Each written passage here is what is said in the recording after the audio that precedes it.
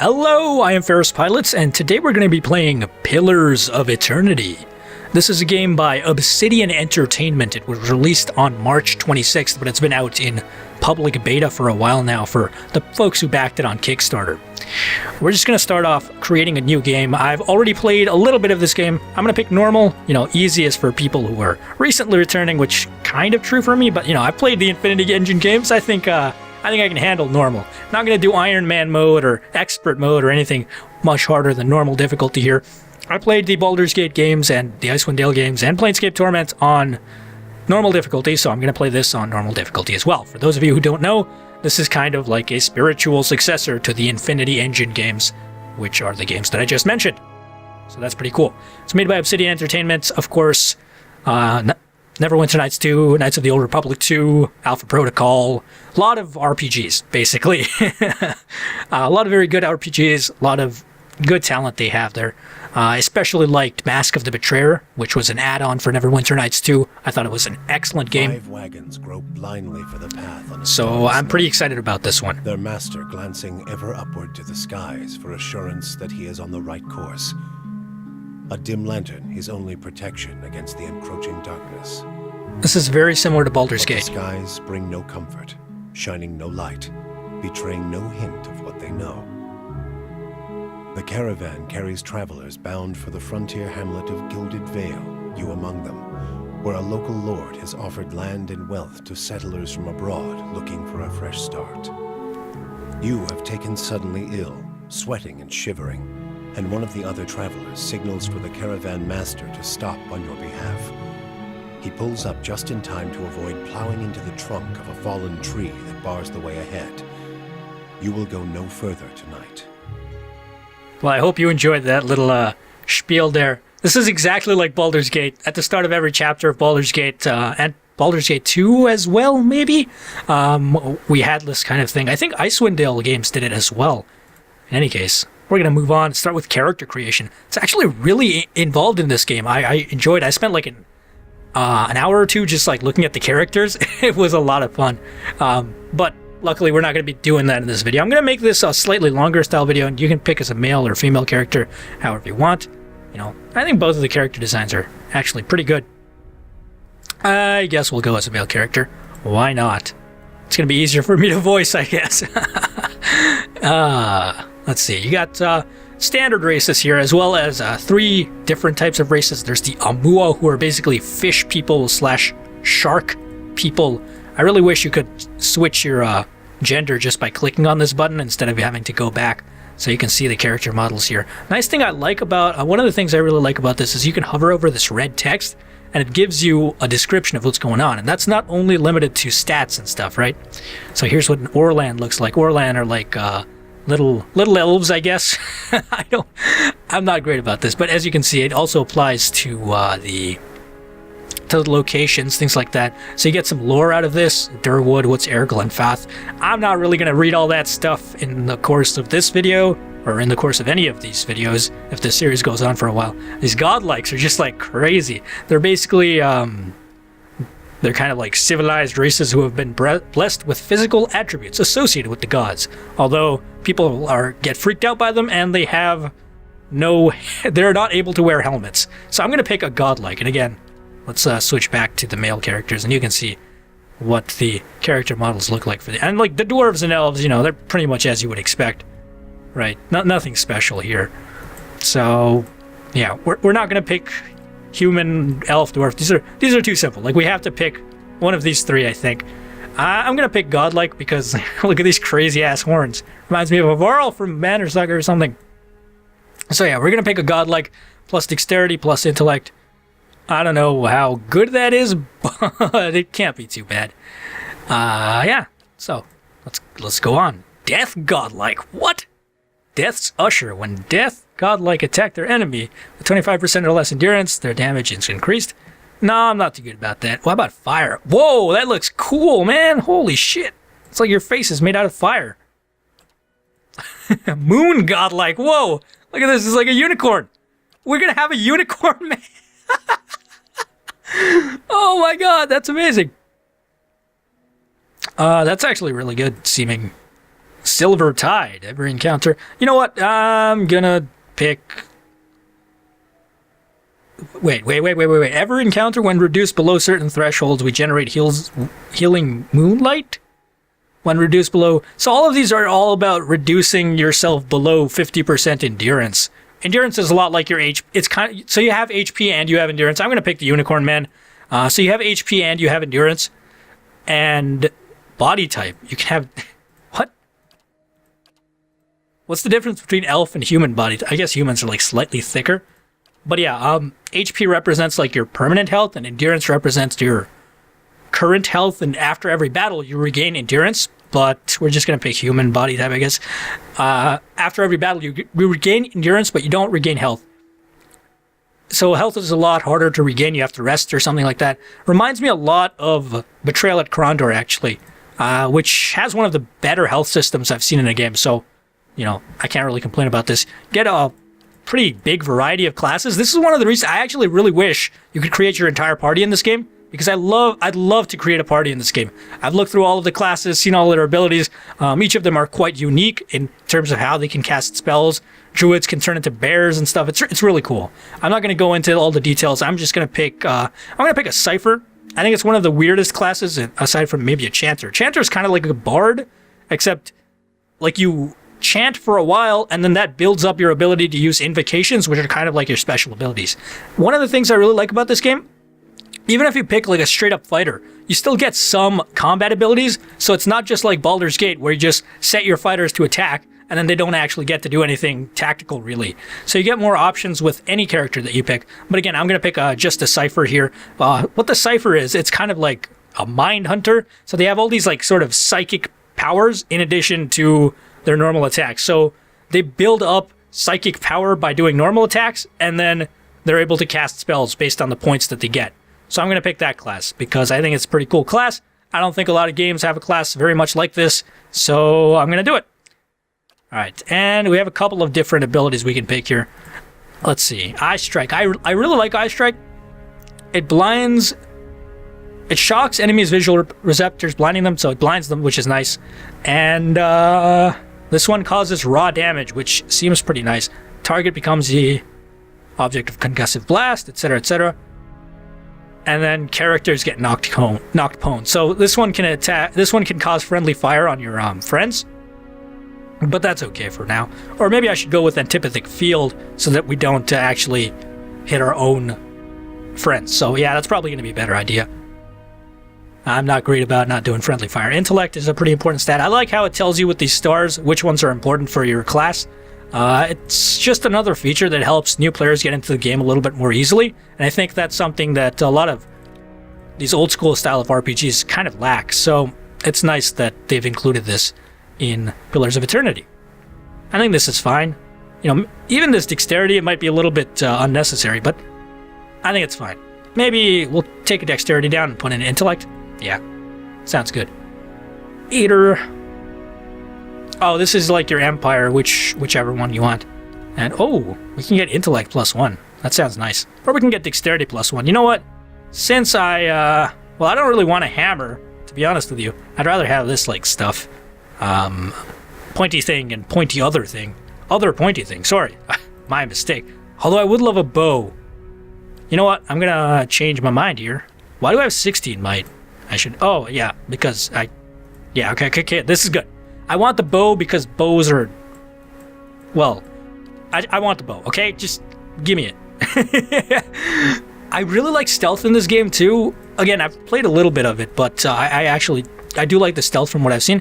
I don't want survival though, not necessarily. It doesn't seem that great. Lore and survival. Maybe we'll pick another, nah. Well, what can we get? Lore and mechanics. Mechanics is not bad. Mechanics is pretty good.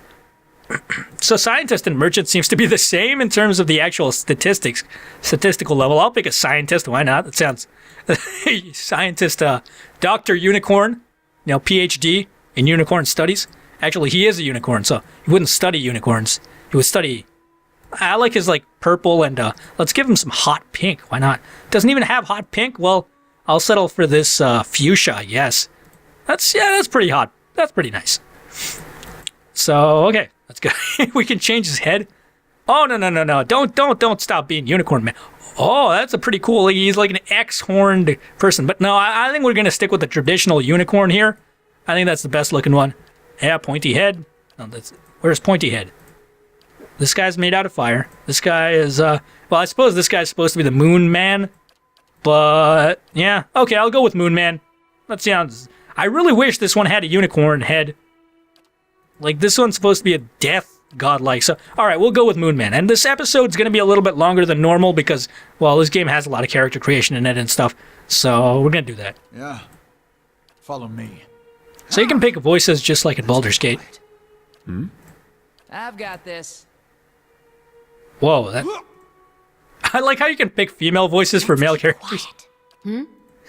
It's good. I think we'll go with Noble, because he's a Moon Man, right? He's a noble unicorn Moon Man. Let's keep quiet. Alright, let's do this. What's his name gonna be? Well... That's a good question, actually. Let's call him...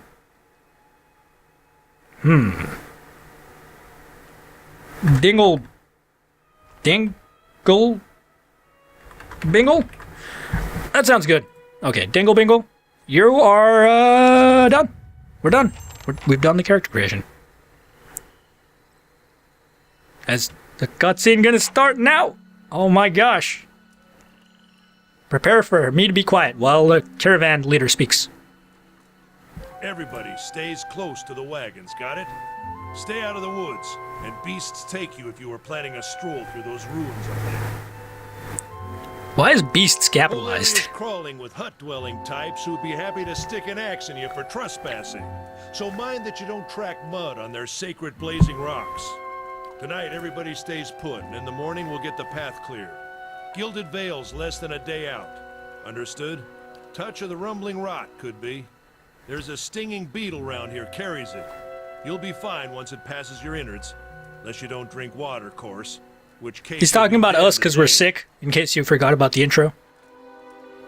Yeah, we should get some water. In these parts, small and pink, called a springberry, about the size of a fingernail. Give you cramps if you eat it, but the frontiersmen make a tea from it. Calms the insides. Should get you through the night. You might check around, see if you can find some. Meanwhile, I'll see if we can scare you up some water. Why don't you scare me up some pinkleberry? Hunt before it gets much darker. But see about refilling our water first. Got a sick one here. So yeah, it would be nice if they, like, he mentioned the name of the character he was talking to, but oh well. Where would I find these berries you speak of? It's common round here, kind of funny looking. You'll know it when you see it. Doubt you'd have to go far off the road to find one. What are those ruins? You won't see on half the hills of Air Glonfoth. Money to be made selling their knickknacks in Defiance Bay, if you don't mind getting stuck with Glonfoth and arrows now and again.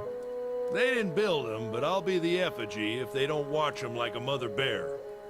See, I don't know what this guy's talking about because I don't know what the effigy Of is. course, all the ones around here have been ransacked 10 times over. Got nothing left worth half a pond, so I hear. What's a pond? Like, this guy's talking as if I know what he's talking about. Got Who different did build names the for them. ruins? Settlers called them Ingwithans. Nobody that liked them enough to stop them becoming ruins, tell you that much. What are those Ever got rocks coming Aqua out of where you come ground? from? Well, it just grows up out of the ground like this. Goes deep like tree roots. Some of it all the way to the heart of the world, you believe the stories. It has a nice refraction shade around it, I can tell you More that. like a shell than a proper rock. Easier to work if you're a mason. Got all kinds of strange properties. Seems to have some kind of life of its own. Dies if it gets dug up. Loses its luster. Folks think it probably grew at one point or another, but not these days. The soul butchers in Defiance Bay use it for different things. I've heard Soul tell butchers? of a man's soul, but I don't care to see it. Holy Got enough to crap! worry about without seeing something like that. Is it dangerous out here? As you can imagine, this is going to Worry take a about your while. business. And not if the weather holds up. What's wrong This with the time of weather? year, rain mostly, and wind. But there's a different kind of wind out here time to time. A death Let's call wind. it a Beowick, born out of the ether, the spirit's path. Never seen it myself. Never care to. You never seen Deathwind? Come on, dude. Take someone with you. I know you're not some helpless tenderfoot. Not like most of this lot. What's a Drop tenderfoot? dead. I don't want to be looking for the body. Got a schedule to keep. I see. He scans over the travelers, resting his eyes at length on a sturdy armor-clad woman who has spent the journey's night sleeping on uneven ground without a blanket or pillow. Kalisha! Alicia. Find some It's like spring Alicia, beds. except cuh. Watch that he doesn't drop dead. No promises. What kind of guide says something like that? Kind you can afford. Don't listen to me. You're in Jokes. good hands. And I pay too well, if anything. Off with you. Hayden should have supplies. See that you're equipped before you head out. We're in harsh country. Get your berries and hurry back. And if you get so much as a tickle of wind, you drop everything and you run. Something in the air tonight. If it's a Bewick, we'll shelter in the ruins. Hut dwellers be damned. Yeah, you've made your point clear Word, about the man. death Let's wind. get going before you keel over. I'm here. I agree with you, but at the same time, look at this. There's stuff we can loot. This is locked, so we don't have mechanics +1 lock picks or one mechanic. We have mechanics, right? Yeah. So let's close this. Close this. Oh my God, go away! I know how to play video games. Jesus. All right, potion of minor endurance. Did we take it? Yes, we did. I'm here. So you'll see soon enough. You can see how we have endurance and we have health on our characters. So, like I said, endurance is for the current battle, whereas health is more of a permanent thing, and health is 4 times your endurance. So yeah, what? I don't even want that. Honestly, we can talk to these people. They don't really say much, really, honestly. Who's this guy? Oh, he's a fishman. He doesn't say much either. Anyone need Okay. supplies? I've got sundries for sale. Okay, let's talk to you. Brought a whole wagon full of goods to sell, but not enough shirts for the road. I know that feeling, Say, bro. is there anything you need? I've got some basic traveling supplies for sale if you'd like to take a look. Who are you? Originally from the Adir Empire, but I've been trying to establish new business out here. Life on the road has brought some unexpected challenges, to be sure. And I'm sure you've noticed how prickly the locals can be. But we're here to make the most of things, right? If you think these caravans are prickly, watch out for those axe-wielders Odima mentioned. You now have 1 rank in disposition. Yeah, you can change the personality of your character based on how you respond and stuff. That's a pretty cool mechanic. I haven't really Looks like we're seen settled how it for life. affects the rest of the game, though, but presumably it does. Reminds me a little bit of Arcanum's reputation mechanic, where every character had reputation with you. It's not as Let's big ask him as it about the used to Ader be, Empire. But it's still big. The mainland is a continent northwest of here, but the colonies used to include Raed Saris and the Deerwood. About 150 years ago, Deerwood won its independence from the Empire. A fact our companions are quick to remind me of. Ha ha ha. Okay, Because it seemed Like- friendlier than Raed Saris? My brothers took over the family mercantile business a few years ago, and there wasn't enough for me to do back home. I moved out to try and expand. how are all of these characters voice acted? I don't understand. Sounds high. He didn't say this one. Durwood is a former Ader colony, so it seems like a good place to start. And as much as I admire Redkern's work ethic, they've always struck me as a little fanatical. Sounds reasonable enough. Out here, I'm just taking it one day at a time. All right, we can see what he has. He doesn't really have much of what we want. Why do they call it CP? I don't understand. But we could buy lockpicks. We don't really need to. This is the only thing that would be really good, but we can't afford it. So maybe we can sell stuff to him? Hold on. Let me check. Because if we can sell stuff to him, the game has changed. Game done changed. You know, to steal a line from Cuddy. All right, Something else you need? let's see what you got. Can we sell it? We can totally sell it. That is amazing. Okay.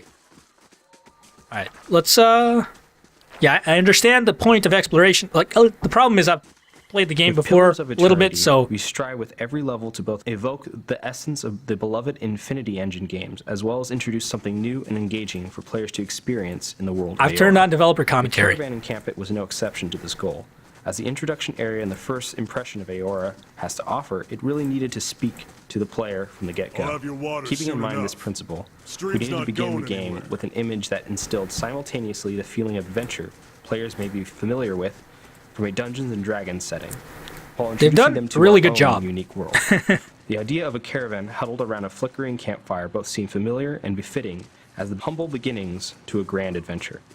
By setting the scene before a large ancient ruin with peculiar stone-like objects growing from the ground, we felt this would introduce them to some of the key landmarks of the Deerwood. Another principle in our design was non-linearity. Pillars of Eternity is a game about choice and consequence. We didn't want our introduction to feel like an entirely guided experience, so we opted to keep the flow of the level pretty open to exploration. Once the player has finished speaking with Odema, they are free to wander around the immediate area and examine their surroundings, even find clues that foreshadow their inevitable ambush, a situation that very quickly teaches the player the concept of consequence in our world. All right, are you done, Matthew Perez? Okay, good. So I just looted a couple of bodies here. We're going to change our party's formation. So yeah, I have turned on, actually, this is a good formation. Yeah, it'll work. You know what? No, I'll pick this one. But yeah, I All right, follow me.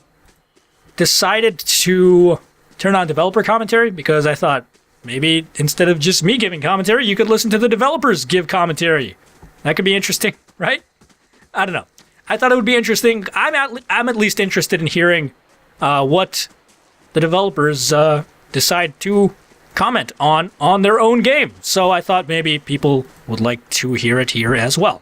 So when that happens, I'm probably just going to shut up, but I will continue playing. I'll just, put stop talking for a little while. Anyways, yes, we can hold tab and stuff. I know I played Baldur's Gate before, game. I played the Infinity Engine games. I know how it works. Not good. They've definitely kept it very similar to Infinity Engine. I don't remember quite as many this kind of searching abilities, but whatever. Let's grab a beer. Did we take it? Yeah, we did. What does it even do? Let's see. You can right-click stuff to examine it. +1 damage reduction for 300 sec. That sounds pretty useful. Is there anything down here? Ooh, mushrooms. Yeah. Should always take and eat mushrooms that you find lying on the ground in dangerous areas full of death wind. Especially if you're a unicorn man. I think that's a good idea, all things considered. And in case you don't know, this is like very, very similar to Baldur's Gate and Icewind Dale and stuff. So you can press M to see how much you've explored of the map. And it's always a good idea to try and explore as much as you possibly can, because there's stuff like those mushrooms lying around. There's stuff like that beer lying around. You might be like, what's the point of the mushroom and the beer? Who cares, right? Well, it's nice to have. It's nice to have. Okay, let's just go up. Also, you can sneak. You can do sneaky. Not A. You gotta press Alt. Yes. Let's keep quiet. Sneaky deaky. But we're gonna unsneak because this is the start of the game. I don't think it really matters all that much. I like having this bow though. It's pretty useful. What is this? Ooh, mushrooms. Gotta eat some more mushrooms. Burned lady. It's not the only burned lady. Also, one amazing thing. You can notice that our Check by those outcroppings. Kalisha here, our ally, is using a torch in one hand as a weapon. I really like that. And it does burning damage. Additional.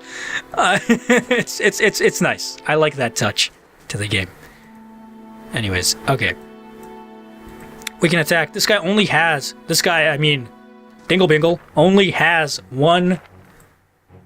Yeah, I know it's a real time with pause system. Just attack. Gosh darn it. Alright. Yeah, I get it. Game.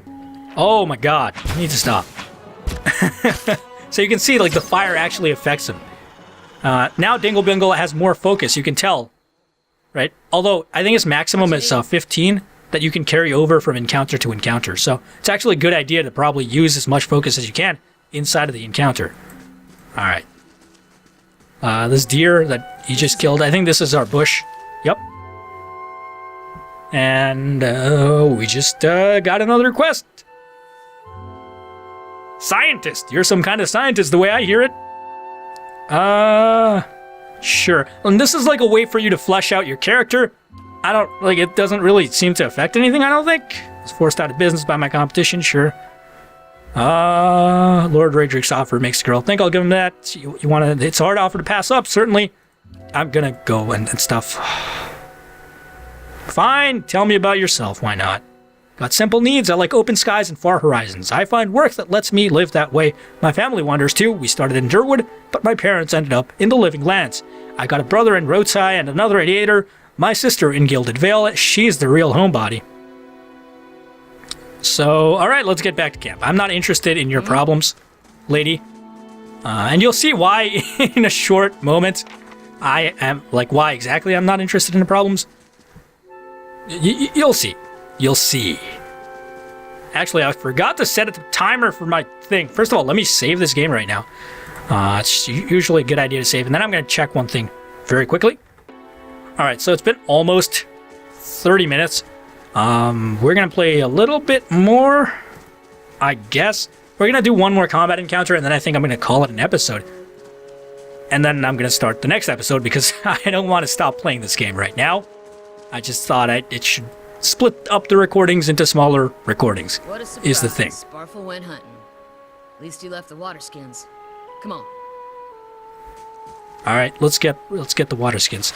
This is another feature. There's like a sort of choose your own adventure type of thing that can pop up every now and then. So you crouch at the riverbank and dip your water skin into the cool water, while Kalisha waits nearby, keeping watch. As you rise, you notice her look up sharply towards the tree line. Out of the trees emerges Sparfell, one of the guides. Barely discernible in the dim moonlight, he no longer carries his bow, and there's a strangeness to his gait, a spastic wobble in his ordinarily deft strides as he moves towards you with labored breath. Are you all right? Sparfell's toe catches on a rock, and he collapses forward in a heap, the feathered shaft of an arrow planted between his shoulders like an enemy flag. Also, the other thing is the music is very, very reminiscent of Baldur's Gate, like so much. I don't know how they did it, but it's amazing how reminiscent it is, actually. I'm here. We're gonna have our character run away, like seriously. Run! Okay, good. And now we're gonna use blindness, man. Okay, now it really sucks the fact that, you know what, finish your attack, move over here, attack again, and now you use blindness on this guy. Do it. Sometimes a weapon or spell isn't very suited for attack. Okay, did that happen to us, or is it just... No, it's just, alright. The characters will make a remark, basically. Alright, the blindness is actually really useful. So, I think it's maybe the... Oh, we got a crit! Nice. Crit is better than a hit. I get the idea, game. So, we're killing this Glanfathan Hunters. And as you can see, this, like, We have to little... get back to camp. You can see his health got lower a little bit. No. Yeah, his health got lower. Endurance had gotten lower. You saw like a little bit of redness, but it went back up to 30 because we finished the combat encounter. So anyways, Kalisha's health is a little bit lower as well. You can see that. Yeah, so whatever. She has way more health, so it's going to be fine. Take the bow. We'll take the... Oh, we took everything already. All right, I'm going to save, and I'll be right back, okay? So, well, I won't be right back from your perspective. I'll be right back from my perspective. But anyways, thanks for watching this video. I really, I'm really excited about this game. I like old school RPGs a lot. So let me know if you liked the video. Leave a like, leave a comment. I'd love to hear from you. And thank you very much for watching the video. I will see you next time. Bye.